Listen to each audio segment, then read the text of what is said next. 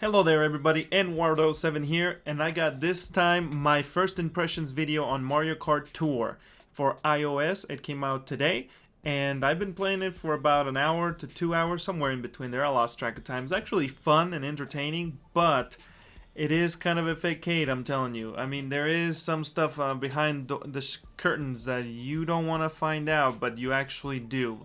Let's dive into it, stick around, and you'll find out if this game is a pay-to-win fiasco or is something else. To start things off, this game is a lot of fun, trust me. I started playing it and I actually was gonna play only 15 minutes on my phone, 15 minutes on my iPad and call it a day, you know, come do this video and call it good. But I was actually hooked. I was like having fun, I was enjoying it, so I kept going till I reached above an hour. And so I kept going, you know, it was fun and interesting, but there was something about it that I just wondered what is wrong with, like, just something feels icky, kind of feaky, I don't know, fishy. So I dived further into this, you know, feeling, and I actually figured out a few things. So first of all, it is fun. It is definitely, it ain't pay to win necessarily, because there is no PvP as of right now. Multiplayer actually is coming soon, is what they say. So you actually won't play against other players face to face ever. The game actually makes you feel like you are, but you actually aren't. It's all the names I think are picked from actual people's usernames. But once you start a match, you know, it'll look like you're connecting with people, but you actually aren't, because if the way I figured it out was, first I paused the game right in the middle. I tried to and it didn't, so I was like, it didn't pause the game, so I was like, okay, I'm playing with real people. But then their behavior, the fact that you could skip the initial screen when you're loading the game, the track, that was obvious that I'm like, okay, something's not synced here. And I have an iPad Pro 2018, so I know I'm loading faster than everybody out there pretty much. So I actually decided I'm going to look it up, you know, I'm going to see online if I'm right, because for me, I'm not playing against people here, and it is true, you're not.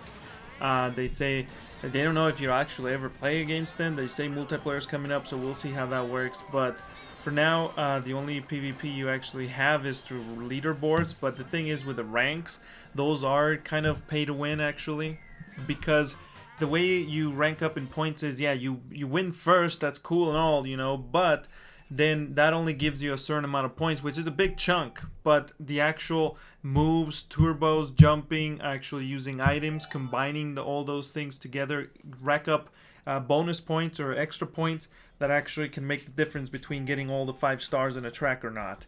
And that's where the pay to win aspect comes into play.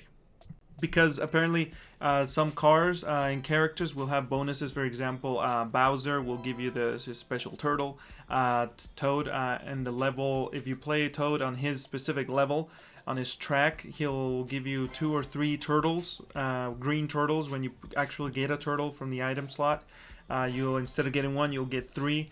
Some other ones will give you 2 bombs. There's a Mario skin, the one from the suit from New York in Super Mario Odyssey. That skin will actually grant you a boost to have 2 bombs at a time if you get that item, and stuff like that. And the cars also give you boost if you get a car that is golden or above gold. I forgot what the color, I think it's purple.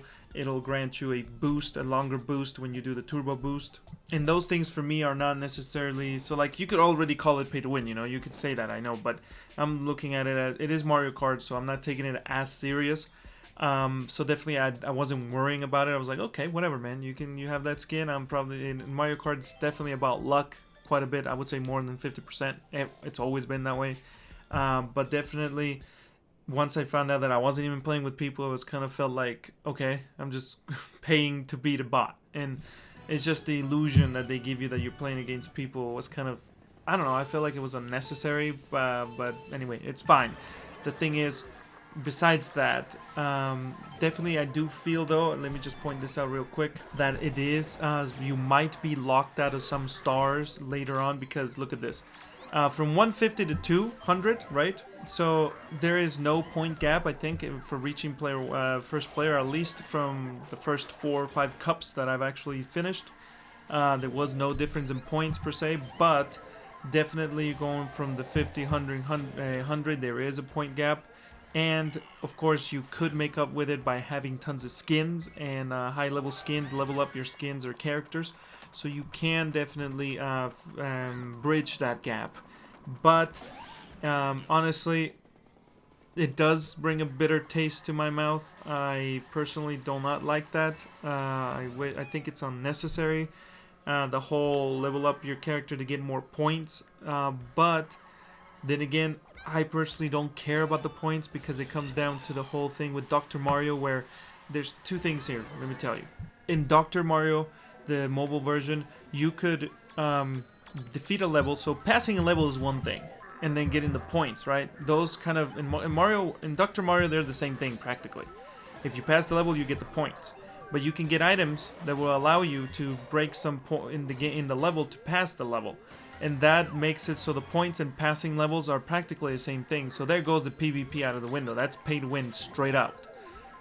This game, Mario Kart, though, what I do like, even though it doesn't point out on leaderboard, so it might not even mean anything, but if you do go PvP eventually to be able to beat someone by being number one, then I think it won't really matter that the points are pay to win, because if I actually beat my friends on 1v1 or PvP, and that's what matters to me, that's what matters. I was number one or two and they were behind me. That's what's important to me. I don't care about, oh, my friend got more points than I did. Okay, cool, bro. You had better skins or whatnot. And yes, you can add the skins maybe were better and that's why you beat me. But at the same time, it is Mario Kart. And as of right now, I have a feeling that they're not OP, but they might get to be. I'm not sure. I only played about an hour and a half. So we'll see, though. I actually am not saying... I actually think it's better than Dr. Mario that came out. I actually feel like the presentation here is Nintendo-ish, and I enjoyed it. I actually think it's a decent Mario Kart. The controls is where my praise goes to. The controls, I love them. They're great. You might hate them, of course, but let me know in the comments if you do. But I think they're awesome, and I'm going to keep playing it, see how it develops. I hope it keeps going in the right direction. But there are some warning signs. But as a first Mario Kart mobile game, I think it's good enough. Definitely wish it was better, but from what I was expecting based on Dr. Mario, definitely this is miles above that to me. Let me know what you think. I'm gonna keep playing. If you want a review, let me know and I'll keep playing it and I'll get some more footage. If you have any questions, let me know. I'm in Wardo7 on social medias, Twitter, Instagram, Facebook, whatever. Hit me up and we'll keep going. Let me know what you think of this game, and I'll catch you all on the next video. Peace out.